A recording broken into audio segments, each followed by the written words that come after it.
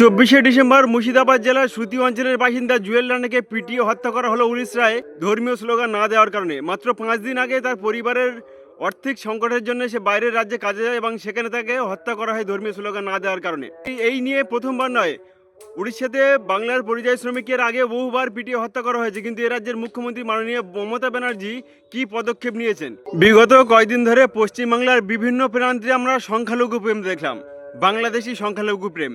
দীপু দাসের নির্মম হত্যাকাণ্ডকে নিয়ে যে বিভিন্ন জায়গায় বিক্ষোভ মিছিল হলে সেই সমস্ত মানুষের উদ্দেশ্যে আমি বলতে চাই, ভারতের সংখ্যালঘুদের যে নির্মমভাবে হত্যা করা হচ্ছে, ধর্মীয় স্লোগান দিতে বাধ্য করা হচ্ছে এবং ধর্মীয় স্লোগান না দিলে তাদেরকে পিটিয়ে হত্যা করা হচ্ছে, সেই নিয়ে তারা চুপ কেন? সংখ্যালঘু প্রেম তাদের অন্য দেশের জন্য, কিন্তু নিজের দেশের সংখ্যালঘুদের জন্য তাদের বিন্দুমাত্র আফসোস হয় না, বিন্দুমাত্র মানবিকতা জাগে না। শুভেন্দু অধিকারী এদেশে সংখ্যালঘুদের উপরে অত্যাচার করা ব্যক্তিকে সম্বর্ধনা দিচ্ছে, আর বাংলাদেশি সংখ্যালঘুদের উপরে অত্যাচার হলে সে ধর্নায় বসছে। এই দোগলা রাজনীতি, শুভেন্দুর এই ঘেন্নার রাজনীতিকে এখনো পর্যন্ত মানুষ সাপোর্ট করে যাচ্ছে। তাদের মানসিকতা কতটা জঘন্য সেটাও একবার দেখা উচিত। নাকি বিজেপির জঘন্য মানসিকতার রাজনীতি নিয়ে তারা এই আন্দোলন করে? আর আমি এটাও জিজ্ঞাসা করতে চাই ভারতীয় সংখ্যালঘু সংগঠনগুলোকে, তারা এখনো পর্যন্ত ভারতীয় সংখ্যালঘুদের উপরে যে নির্মম হত্যাকাণ্ড চালানো হচ্ছে ভারতবর্ষের বিভিন্ন প্রান্তে, তারা এখনো চুপ করে আছে কেন? তারা সরকারকে প্রশ্ন করছে না কেন?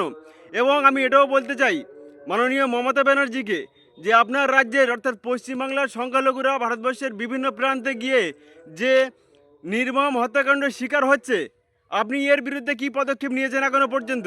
আমি এটাও জানতে চাই মাননীয় মমতা ব্যানার্জির কাছে, যে আপনি বলেছিলেন যে পরিযায়ী শ্রমিকরা রাজ্যে ফিরে আসুন, একটা রুটি ভাগ করে খাবো, আপনি এখনো পর্যন্ত কি সেই রুটির ব্যবস্থা করেছেন, নাকি শুধুমাত্র ভাষণবাজি করে গেছেন?